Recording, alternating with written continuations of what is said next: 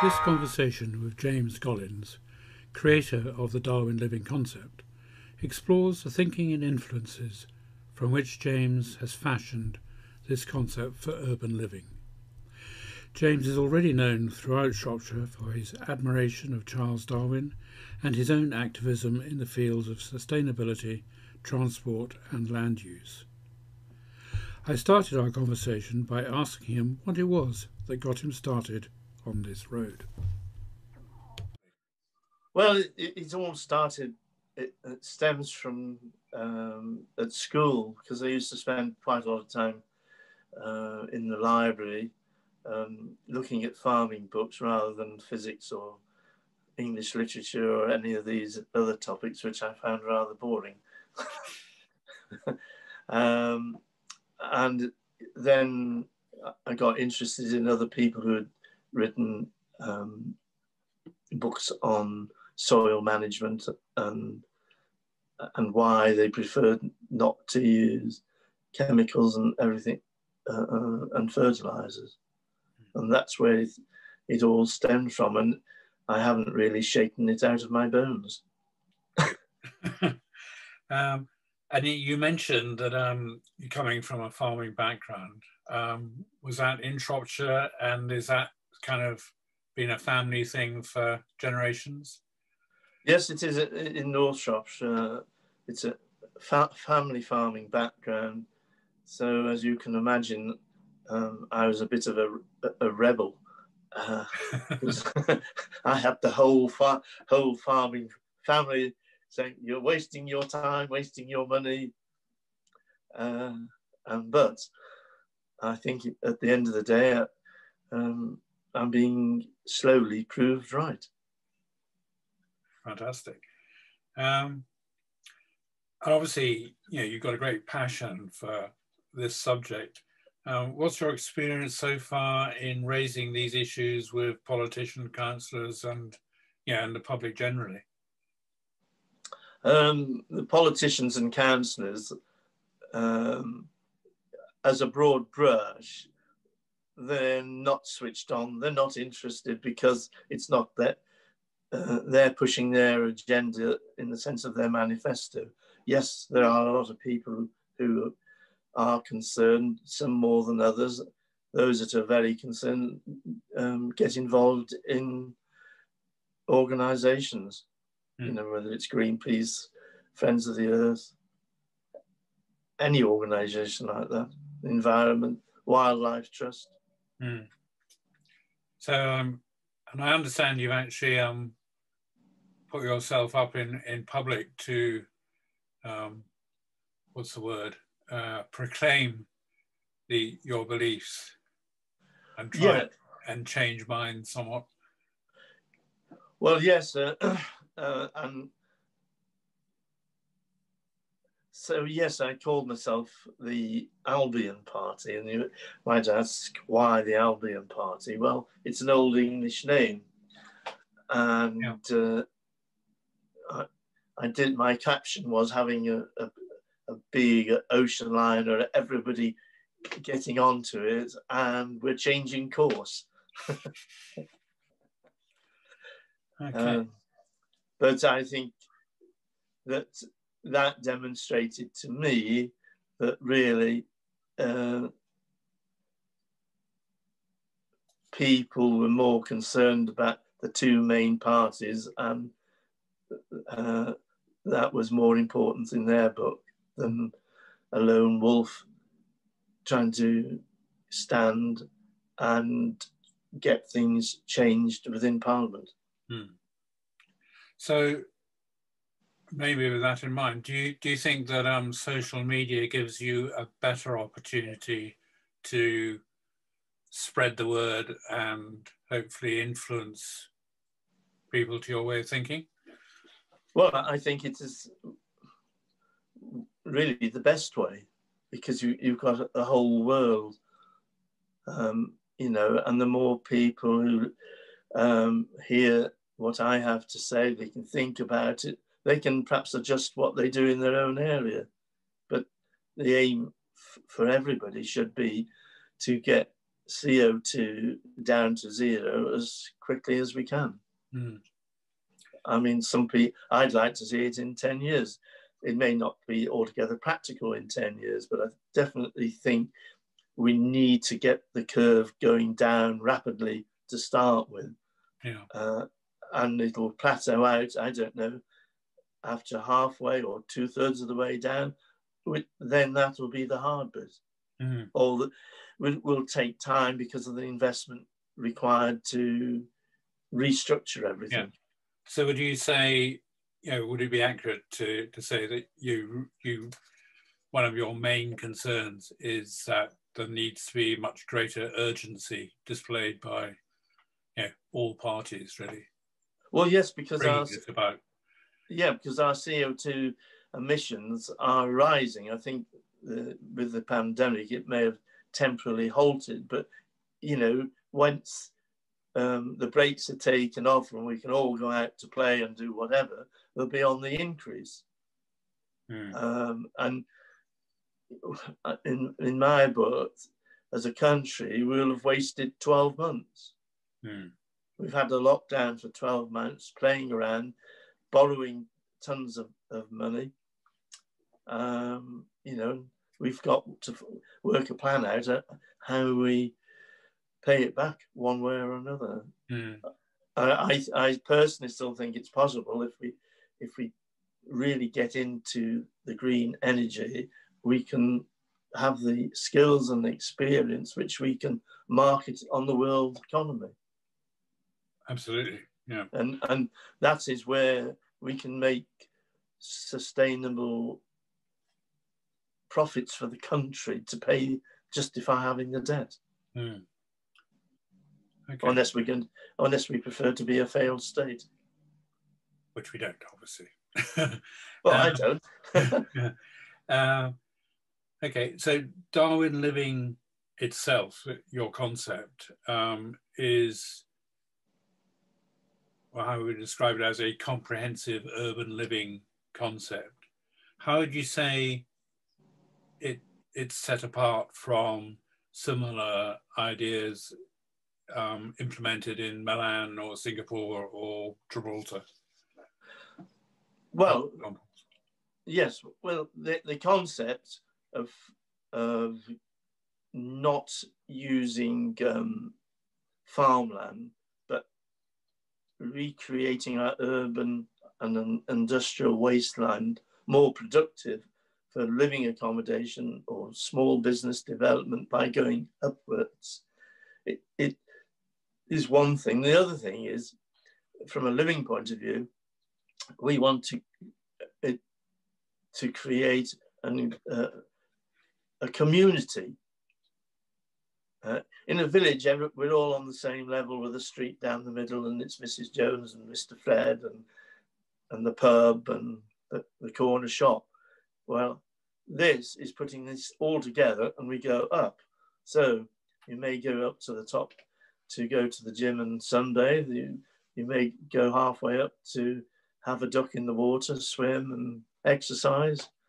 It could be another area for people who want to meditate and do yoga, or and everybody's in a contained unit. Yeah. Well, it's a contained unit. So the footprint for people is only walking. And on top of that, there's recycling. It could have its own recycling of waste, growing food, using hydroponics, permaculture techniques. Yeah, so it's almost like a self-contained unit then. Well, yes. Self-contained, independent unit almost. Up to a point, not entirely, but... Yeah. I mean, one of the things I have done in the past, I did a marketing scheme. It's called Kitchen Gardener. And the concept of it was that I, as the farmer, allocated so much land to grow peas, beans, lettuce, potatoes for X number of households, which perhaps lived 10 or 20 years miles away, not years away. Yes. And with the help of me, I would plot out, my leaflet showed when the harvest, the peak time was for buying, and whether also the other requirement was, did they want them fresh, did they want them frozen, or chipped? Thinking of potatoes there. So all their requirements would be done at the farm, and then there would be a delivery, say twice a week, to the household. Well, if you've got a complete estate or a complete road, it didn't matter if Mrs. Jones is only £10 order or £5 order, because you were going like the milkman used to do. Yeah. Just go up the street, and then so it's literally direct from farm to consumer. Household. Yeah, consumer. Well, I suppose going on the concept of the doorstep delivery, the pint, Darwinliving, that concept is the same, isn't it? You know, if we're growing things in the bottom, they can just be delivered all uphill. Yeah. Excellent. So what do you think is needed to make this concept actually happen? How can people, I don't know, contribute to getting it to occur? Well, politicians stroke planners have got to have a new mindset as to building homes. I mean, this going on building more houses for the developers is a non-brainer in my book, because it means more roads, more everything. If we're already, let's say, using a brownfield site, the infrastructure is basically there. The roads go to it. Most probably the water goes to it. The sewage goes to it.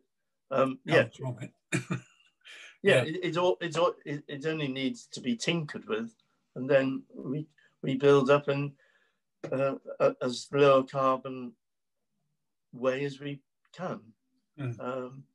I mean, this could be built in timber, but obviously we've got to grow the trees first. And the right sort of trees. And the right sort of trees, that's correct. You know, it's all very, I mean, we're planting trees, but, you know, before they're going to be any real use, I would say they're going to be 30 to 50 years. Or we can't wait that long. But then when we need to rebuild things, the timber will be there that we could use timber to build. Yeah.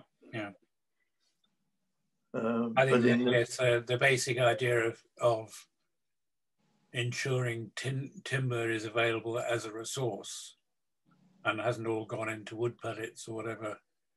Yeah. And we need a lot more trees because of a means of the trees absorbing the carbon. Yeah, true.